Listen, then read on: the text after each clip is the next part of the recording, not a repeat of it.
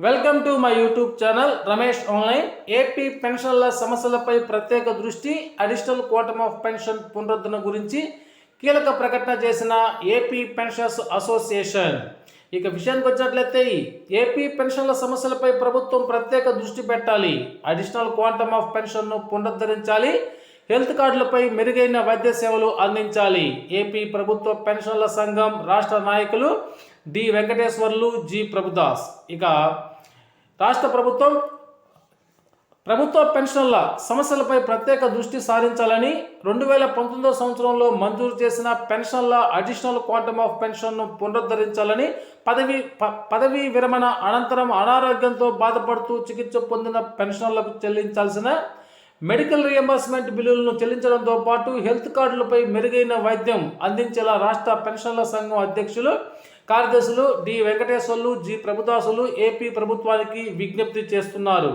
AP పెన్షన్ల association జిల్లా కార్యవర్గం సమావేశం సోమవారం జరిగింది. అధ్యక్షులు కె జాలినాయుడు అధ్యక్షతన గాంధీనగర్లోని పెన్షన్ల సంక్షేమ భవనంలో నిర్వహించారు. ఈ సందర్భంగా ఇటీవల ఏపీ ఎన్జిఓ అసోసియేషన్కు జిల్లా కార్యవర్గానికి నూతనంగా అధ్యక్షులు, సహాధ్యక్షులు, కార్యదర్శులుగా ఎన్నికైన డి సత్యనారాయణ రెడ్డి, వివి ప్రసాద్, పి రమేష్లను పెన్షన్ల సంఘం ఆధ్వర్యంలో ఘనంగా సన్మానించారు. కార్యక్రమానికి ముఖ్య అతిథిగా హాజరైన పెన్షన్ల సంఘం రాష్ట్ర అధ్యక్షులు డి వెంకటేశ్వర్లు మాట్లాడుతూ, సుదీర్ఘకాలం పాటు రాష్ట్ర ప్రభుత్వంలో సేవలు అందించి పదవీ విరమణ చేసి వయోభారంతో బాధపడుతున్న పెన్షన్ల సమస్యలను పరిష్కరించడంపై రాష్ట్ర ప్రభుత్వం ప్రత్యేక దృష్టి పెట్టాల్సిన అవసరం ఉందన్నారు. 2019 సంవత్సరంలో అప్పటి ముఖ్యమంత్రి అయిన నారా చంద్రబాబు నాయుడు పెన్షన్లపై ఉన్న మమకారంతో అడిషనల్ క్వాంటమ్ను మంజూరు చేయడం జరిగిందన్నారు.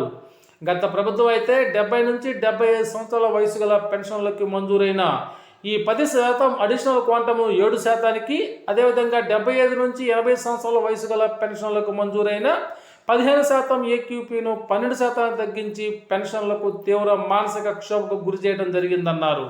ప్రస్తుత నాయకత్వంలో ఏర్పడిన కూటమి ప్రభుత్వం తిరిగి అడిషనల్ క్వాంటమ్ను పునరుద్ధరిస్తుందని సంవత్సర కాలంగా పెన్షన్దారులు ఎదురు చూస్తున్నారన్నారు. అడిషనల్ క్వాంటమ్ను పునరుద్ధరించి పెన్షన్లను ఆదుకోవాలని రాష్ట్ర ప్రభుత్వానికి విజ్ఞప్తి చేస్తున్నామని ఆయన తెలిపారు. రాష్ట్ర కార్యదర్శి జి ప్రభుదాస్ మాట్లాడుతూ, పదవీ విరమణ అనంతరం వయోభారంతో అనారోగ్య సమస్యలతో గురైనటువంటి ఈ పెన్షన్లను చికిత్స పొందడంలో తీవ్ర ఇబ్బందులకు గురవుతుందన్నారు. మెడికల్ రియంబర్స్మెంట్ బిల్లులు ప్రభుత్వం వద్ద పెండింగ్లో ఉన్నాయని, వాటిని చెల్లించకపోవడంతో ఆర్థికంగా ఇబ్బంది పడుతుందన్నారు. తక్షణమే పెండింగ్ బిల్లులు చెల్లించాలని ప్రభుత్వాన్ని కోరారు. హెల్త్ కార్డులకు సంబంధించి పెన్షన్లు తమ వాటాగా నెలకు 225 రూపాయలు, 300 రూపాయలు చెల్లించినప్పటికీ మెరుగైన వైద్యం అందలేకపోతున్నారన్నారు. హెల్త్ కార్డులు పూర్తి స్థాయిలో అమలయ్యేలా ప్రభుత్వం చర్యలు తీసుకోవాలని కోరారు. ఏపీ ఎన్జిఓ అసోసియేషన్ జిల్లా అధ్యక్షులు డి సత్యనారాయణ రెడ్డి మాట్లాడుతూ, ఏపీ ఎన్జిఓ రాష్ట్ర సంఘం ఉద్యోగుల సమస్యలను ప్రభుత్వం దృష్టికి తీసుకురావడం జరిగిందన్నారు. ప్రభుత్వం స్పందించి 6,300 కోట్ల రూపాయల నిధులను జమ చేయడంతో జీపీఎఫ్, ఏపీ జిల్లా గ్రూప్ ఇన్సూరెన్స్, మెడికల్ రియంబర్స్మెంట్స్ మరియు సిపిఎస్ చెల్లింపులు జరిగాయన్నారు. ఉద్యోగ సంఘాల ఆకాంక్ష నెరవేర్చిన రాష్ట్ర ముఖ్యమంత్రి నారా చంద్రబాబు నాయుడు త్వరలో పెన్షన్లకు సంబంధించినటువంటి సమస్యను కూడా పరిష్కరిస్తారనే ఆశాభావాన్ని వ్యక్తం చేస్తున్నట్టు తెలిపారు.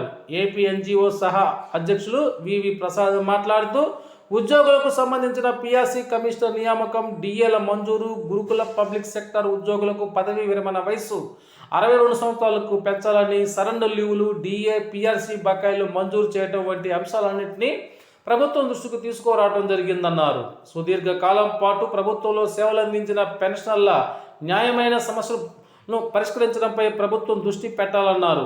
ఏపీ ఎన్జిఓ జిల్లా కార్యదర్శి పి రమేష్ మాట్లాడుతూ, గత ప్రభుత్వ హయాంలో దాదాపుగా 30,000 కోట్ల రూపాయలు బకాయిలు పెండింగ్లో ఉన్నాయన్నారు. అప్పట్లో ఉద్యోగులు స్వేచ్ఛగా మాట్లాడుకునే అవకాశం కానీ, నిరసన తెలిపే హక్కు కానీ పూర్తిగా హరించిన విషయాన్ని గుర్తు చేశారు. ఈ నిరసన గళం ఎత్తిన వారిపై 3,000కు పైగా కేసులు పెట్టారు. నూతన ప్రభుత్వం ఏర్పడిన తర్వాత ప్రతి నెల 1వ తేదీన జీతాలు చెల్లించడంతో పాటుగా గత ప్రభుత్వం నిలిపివేసిన 7,500 కోట్ల బకాయిలను ఉద్యోగులకు చెల్లించిందన్నారు. ఇదే విధంగా పెన్షన్ల సమస్యను కూడా త్వరలో పరిష్కరించాలని ఈ నాయకులైతే ప్రభుత్వానికి విజ్ఞప్తి చేయడం జరిగింది.